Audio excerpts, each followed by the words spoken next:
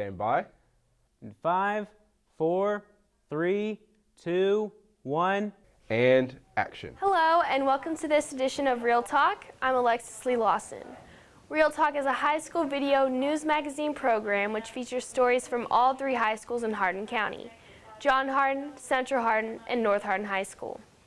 Today we're going to start off with Antonio Reeder's package on the Opportunities Fair at EC3. Just recently, 8th grade students were invited to attend a visit to the Hardin County Schools Early College and Career Center, also known as EC3, for their first Opportunities Fair. As parents, one of our prime responsibilities is to make sure that we are guiding our children based on their interests and making sure that they're taking the classes that they need in order to fulfill the goals that they have for their life. We're excited to be here for the Opportunities Fair tonight. If they could come around and look at EC3 and the programs that they have here. All those programs will start at the high school. If they get the basics in, they'll come up here, junior, senior, or both, and finish up. We're very excited about this opportunity tonight to have our first ever Opportunities Fair here at the Career Center. We're here to talk about all the different pathways and introduce that to everyone.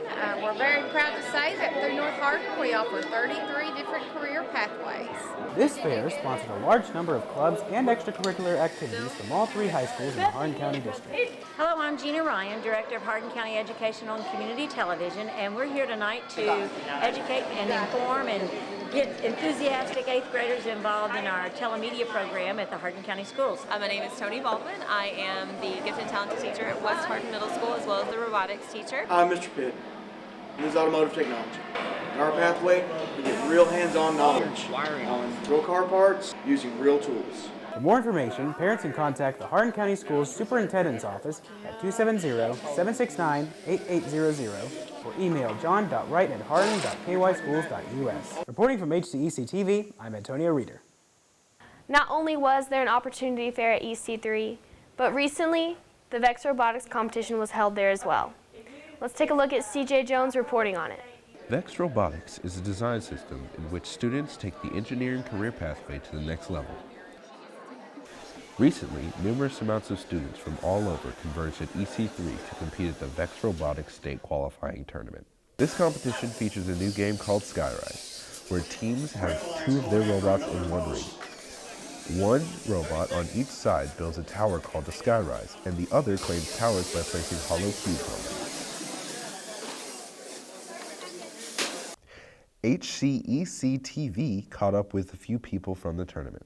This is our 2nd year with VEX Robotics. We started in 2013 when I was at Central Hardin High School.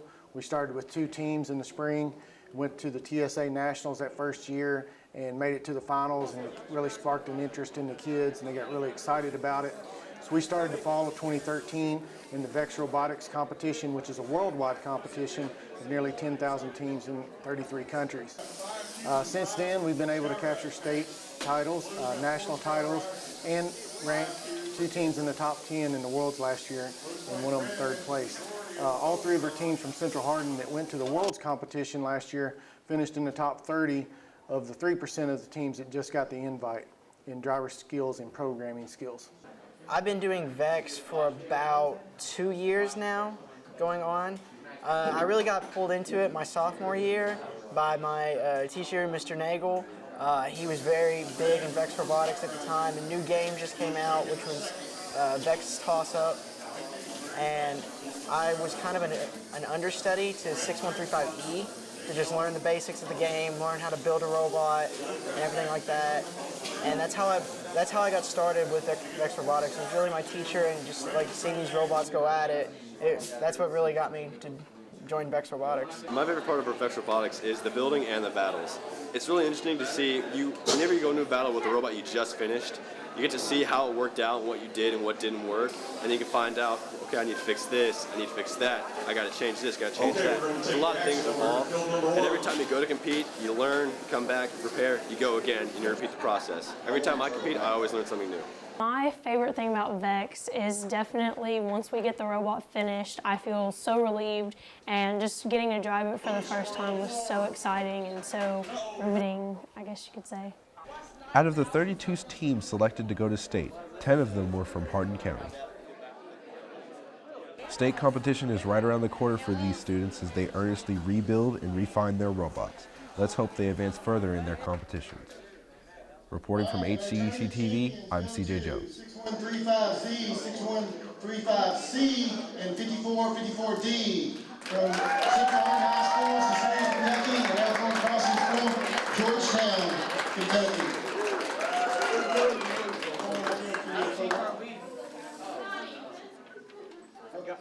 Julia Blue takes an in-depth look at a local nonprofit organization. Hello, I'm Julia Blue. I'm here at Feeding America. While I was here, I got a couple of comments from some of the staff, so let's take a look and see what they have to say. Feeding America Kentucky's Heartland is one of 220 regional Feeding America food banks. Each food bank is assigned a geographical region of the country to support the charitable food needs of. Our region is here in Kentucky. It's 42 counties. It's our job to find all of the nonprofit feeding programs out in those 42 counties and provide food to them so they can serve the food out of their food pantries, soup kitchens, shelters. We receive donations of food from all across the nation, principally from the food producing companies like General Mills, Procter & Gamble, Pillsbury, Kraft, etc. We receive truckloads of food donated, bringing it into our warehouse here in Elizabethtown. We break the food down and we distribute it out throughout that region to all those organizations that feed people in need. So our office is fairly small, especially for the area that we cover. So the development department consists of myself and another part-time employee. And between the two of us, we take care of all of the volunteer opportunities, expectations, donors, fundraising, grants, food drives. One of the most important programs of Feeding America is the backpack program. There is currently 5,500 students that receive a bag of food for the weekend. The backpack program provides a bag of food to kids that are subject to go hungry over the weekend. We want them to be able to come to school Monday morning fully nourished. So we put a bag of food in their backpacks on Friday afternoon so to make sure they have food. We provide those bags throughout our entire region also. We have other programs too that we support, like we pick up all the food from the Walmarts and the Sam's and the Krogers, all their excess foods that don't sell for whatever reason. We send trucks out to pick that up. I think at least one of my favorite parts about working here, especially because I am so involved with the volunteers, is seeing all those people come in and meeting new people, and they're excited to come and see us just as much as we're excited to have them volunteering with us. So you kind of build those relationships, which is good because they're the ones that are doing all this work that we could not do what we do without them. So it's good to kind of get to know them and why they're coming and see them on a daily basis. We're so proud to be located here in Elizabethtown, Kentucky, because the community is so supportive of us. Okay, anytime we have a need, or anytime we have a special project, or we have a short-term action to pack something, we can put the word out, and the community shows up here to help us out. And we definitely want to say a big thank you to everybody in our community, not only Hardin County, but across our entire service area, our volunteers, our donors, our partner agencies. Being here was such a wonderful experience, being able to see all the student volunteers help out. It kind of reminded me of a time when I used to volunteer here with a couple of my friends. It's such a great opportunity, and I think you guys should come help out with the community. Reporting from Feeding America, I'm Julia Blue. For this next feature, I wanted to do a behind-the-scenes look at what we do and how we produce Real Talk. For 40 years, HCEC-TV has had a co-op program in place with our television production students. The experience is to provide them a real-world application of every single television or media production skill that they learn in the lower level grades. So each class builds on the technique, and by the time they get to co-op, they are actually in a real-world work situation. It's just like a worker on the staff of HCEC-TV. What made me decide to do co-op here at HCEC-TV was the fact that I'll be able to work with computers and work with editing and doing stories and packages like I would in the real world. What made me decide to do co-op is most definitely my friends, and they were all edging me to do it, and my family was edging me to do it. So that was something, and I like to do what we do here. So. Since freshman year, I was a part of Ms. Schools' television production class at North, and I mean, I loved doing the van shoots and I love going out, getting interviews, and talking to people. Well, I originally decided to do co-op because I wanted to learn how to make videos, how to edit them, how to get proper shots, all that stuff. Co-op lends students an opportunity beyond the classroom in that it really establishes a body of work. In addition to that, the opportunities that the students gain are in networking, meeting people in the industry when we take field trips to television stations or production facilities. What fascinates me about television production is mostly the reporting and the editing. I think those are the most important parts. Any future goals that I have with television production is I would like to either be an editor or I would like to be a news reporter. The most enjoyable parts about co-op is getting to hang out with my friends here and looking at all the things that are happening in the community, creating packages on the things that are happening in the community, most definitely. The thing about television production that is super cool to me is being able to manipulate the audience's feelings and emotions visually. I think that's so cool. You can set different moods for different scenarios. I love being able to have that power. I don't have any future goals involving television production, but I do have future goals involving movies. The fact that I get to do something that I'm good at least every day when I come here, and I get to hang out with friends.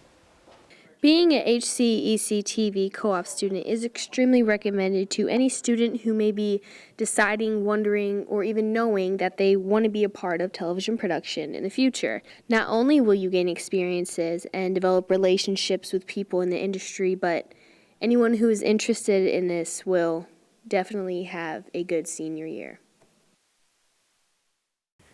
North Hardin High School TVP students have been looking into the jobs of the future. Jobs, or the lack thereof, is the #1 concern in the national economy. The problem is, experts say, is that 60% of the jobs in the 21st century will require skills that are held by only 20% of the workforce.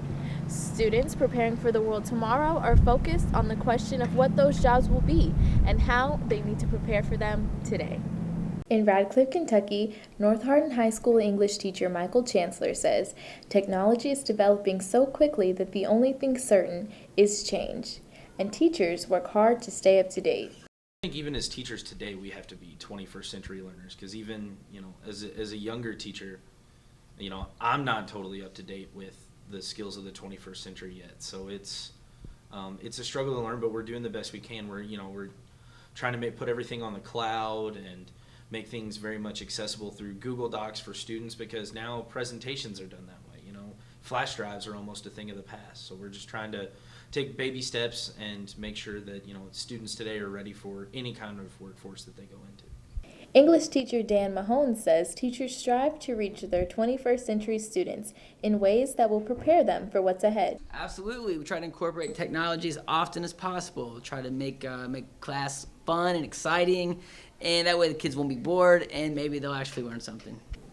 Business teacher Michael Hanlon says he tries to use technology in some way for each lesson, and he sees that it helps. I think they might be a little bit timid of technology in the beginning, but the more you do something, the better you're going to get, and I think it's helped students overcome that fear of working with computers. Junior Michaela Berry says she realizes that jobs are changing in response to the technological changes, but she feels she's being prepared. I think I am being prepared for jobs of the future. My teachers, they're giving me very good information on what not to do and what to do when preparing for future jobs that you want. For HCEC-TV, I'm Paige Richard reporting from North Hardin High School. Thank you for watching this edition of Real Talk. We'll see you next week.